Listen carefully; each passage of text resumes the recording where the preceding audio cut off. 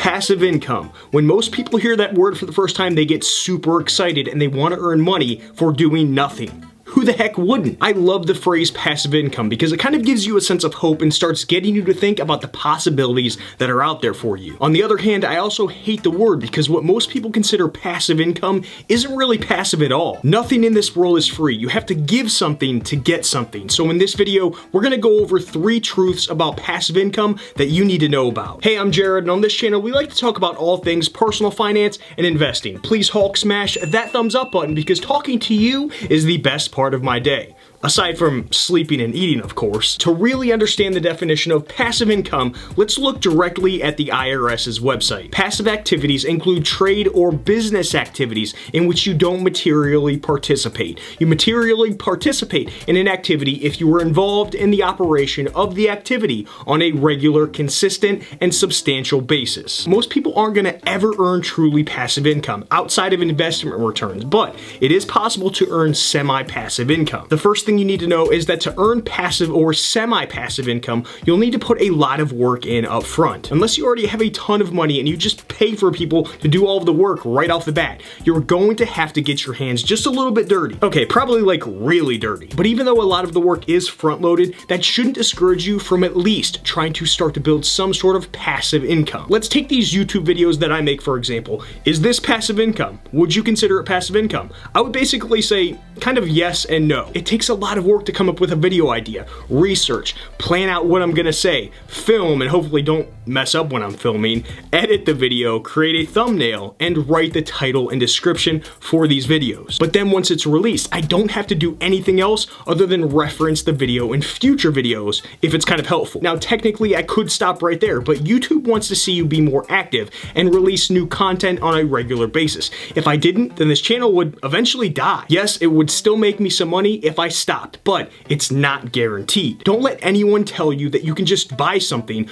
do something once, and automatically make money. If you're the type of person that's got a lot going on, that isn't willing to do or doesn't have the time to put in countless amounts of effort in the beginning, then it's not even worth starting. Oh, Jared, you're being so pessimistic. No. I'm just being honest, and that's okay if that's not for you. I know many people who are really happy with their current careers and have zero desire to branch out into starting something on the side that can earn them some semi-passive income. The next thing you need to know about passive income is that there is a cost to creating any kind of semi-passive income. There's actually 2 different types of costs. You can utilize one or the other, or even both. The first cost is, of course, money. While you don't have to start out with it to generate some semi-passive income, it's a must for some pursuits. For example, if you want to build a rental property empire that could make you a lot of money in the future, you need the cash for the down payment on your first house. There's of course some fringe ways to do it without having a bunch of money on hand, but you at least need something. If you want to start drop shipping, then you better have some cash on hand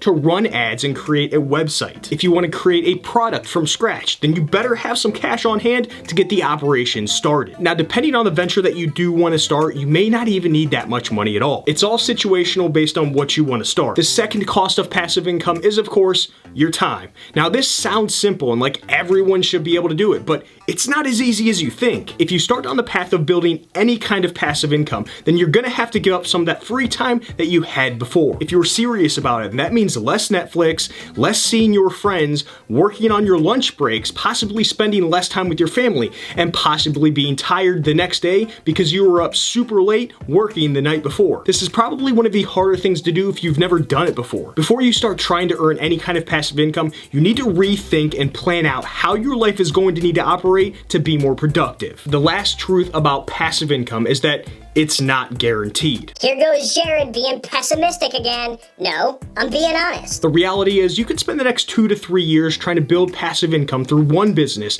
and realize that you're nowhere near where you thought you would be. It's times like this where you need to take a step back and reevaluate if it makes sense to continue down this path, start something new, or even quit the passive income pursuit altogether. No one can answer this question except you. Now, let me be very clear about the fact that I am not discouraging you from starting at all. Even if you fail, you will learn so much more than you knew before. But just be prepared to get punched in the mouth just a little bit and even have all kinds of setbacks. Because when you own or are trying to start a business, you're basically solving problems left and right, and those problems will never go away. It's just part of the whole process, and that's not a bad thing. No matter what happens, use all of the success and failures as a learning experience to make you better in other areas of your life. There are a ton of benefits from pursuing passive income, whether you succeed or fail, but probably more from the failures. Make sure to Hulk smash that thumbs up button, hit that subscribe button, and check out the descriptions for more personal finance videos just like this one. I'll see you in the next one, friends.